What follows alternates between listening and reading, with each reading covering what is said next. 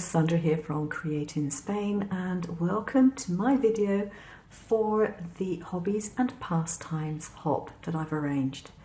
Now there's not that many people in the hop, so sit down with a nice drink, cup of coffee, margarita, cup of tea, whatever floats your boat, and enjoy. All the videos will have a link to the next video down below, and please be kind, leave some nice comments underneath the videos. It means an awful lot to the people who've bothered to make them. So without further ado, let's get on and make this card. I have my card base and I have some other pieces of card here. So this is the card base. I have a piece of pattern card ready cut to go in the back there, but I want to make sure that my card for the sides fits over properly. So what I've done, this is actually only 8 centimeters wide, this whole area, and I've cut this to 9 centimeters wide instead. It's also slightly too long, but that's just because I forgot that I cut the card to a slightly different height. So what you need to do is to make sure that can actually bend when you attach it. I didn't want to have a join here, but I want the card to be able to bend. So the easiest way of making sure that happens is to tuck the card into the fold, well and truly tuck it in. Put this fold over the top, and then lift that up and fold it over, and that way you should get a pretty accurate fold. And when you glue it on or tape it on, whatever it is you're going to do with it, it should still be able to fold in and actually fold flat rather than be all messy and horrible. So that's the general idea. So I need to stick this on here. Once I've done that, I'm going to stick this piece on the back as well, or in fact I could put the back on first then the sides. It makes very little difference, and then I'll come back and show you the next step. I've trimmed off the edges of the card here so they're even with the edges of the card base. So the next piece is the support, and you must stick that at the base of the card, and it has 2 scored lines. You fold those in, and one side is going to attach on there and the other side is going to attach on that side. And when the card is flattened, it will still fold down.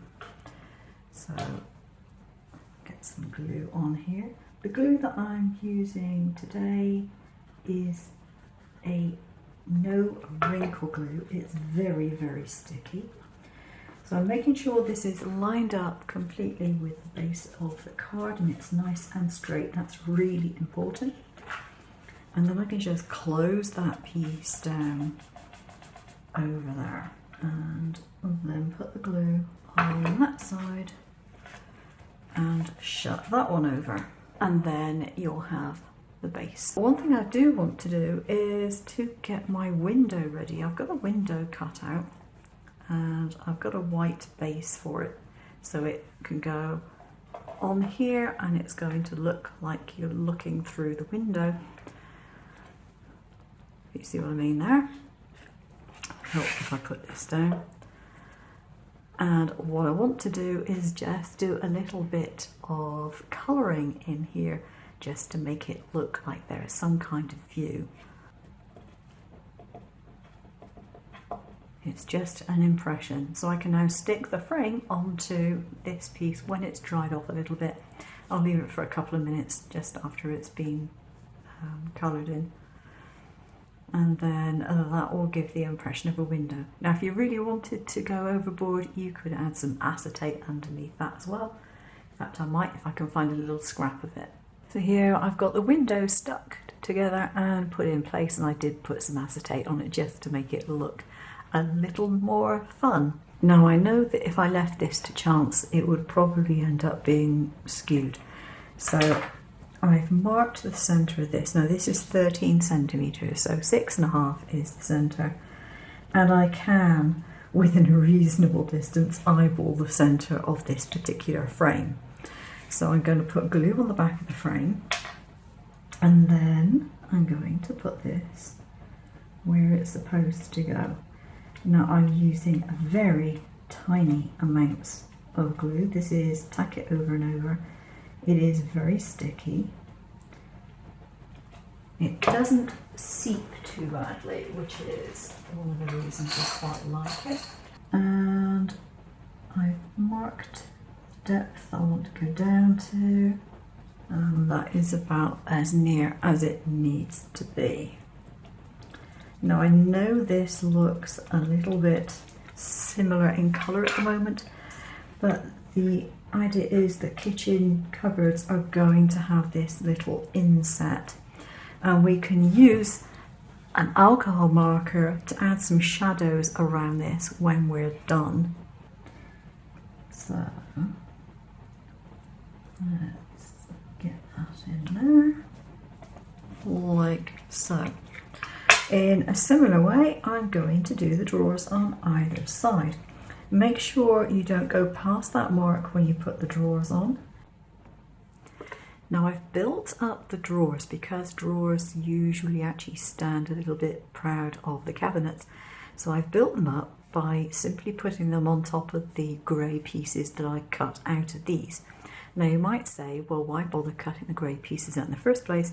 And the reason is so that I could get them evenly spaced. It's a lot easier if you cut a hole and put something back into it than if you try and line something up on the top without any guides to go by. And on the cupboard door here, I have added another frame so that it looks like the door is recessed. You have a front panel, recessed panel there with a little frame around it. So the other thing I need to do is to put on handles, and I've got them here. One of the reasons I love my silver bullet, look at the way these handles are cut. Tiny little things, little slithers. Sticking them on is going to be a bit of a challenge. I think I'll have to use a pin to put the glue on. So I have it taped onto this side, and make sure it's level on the bottom before removing the tape backing and sticking it down on this side. As long as you make sure your card goes flat, you should be fine. It will then open up and that will press in. So a few little extra bits of decoration and we will be done. Now one of the things that I did was I cut out things like this mixer, and I have to admit I did think to myself, once I'd cut them out of course, that what I should have done is added a little tab so that I could have a slit in here and my mixer would actually stand up. That's what I should have done, and I didn't. So I think I might print them out again and add little tabs and make that happen. I have a little kitchen blackboard that I've printed off. So I'm going to pop some glue on the back of that and stick that onto its frame. Now you could, if you wanted to, of course, cut this out as the back piece and the frame out as the front piece. I just didn't happen to do it that way this time. So I've put on my nice little blackboard on the wall. I think that looks so cute. And I have some books, but I don't think they belong there. I'm not convinced about them. Actually, maybe they could go there, as if they were going on the edge of the counter. So if I trim off this black shelf that I gave it,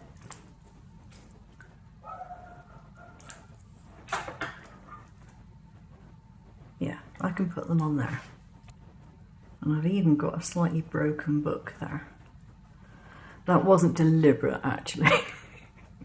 I've cut these out again as I said I would, and I've put tabs on the bottom simply by doing a pencil line underneath the object.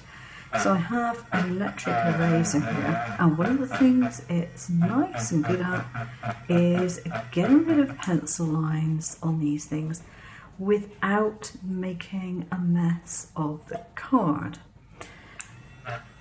because it's only got a very small surface area, it doesn't flip the card up and bend it and create all sorts of problems. So that works really, really well for this.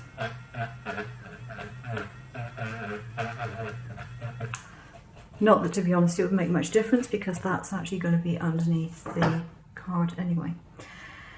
So what I need to do is to work out where I want to put these things. And I did actually resize the cup and the cake and the teapot because I thought they were just a little bit too big. And put some holes in the work surface, as it were, to put these in. So the easiest way of doing that is to mark where I think I want them to go. Right, in order to do this, I need to be able to put something underneath it and press against it. And I really don't want to cut my fingers, so I'm going to put something solid under here. The actual item isn't going to get cut, it's just that I need something to rest against. And just check that they are all going to fit. I think if the card is glued upwards like that, it will force basically that to stand up, which is obviously the object of the exercise. I think that is so cute. And I think, if you were going to give that to a little girl, I think, as a birthday card, she'd be really, really pleased, wouldn't she? I'd like it as an adult, let alone as a child. I'm just a big kid at heart. So I hope you enjoy it. I hope you give this one a go because it's such good fun. It's fun to make. And I think it'd be absolutely wonderful to receive it. Thanks for watching. Take care now. Bye-bye.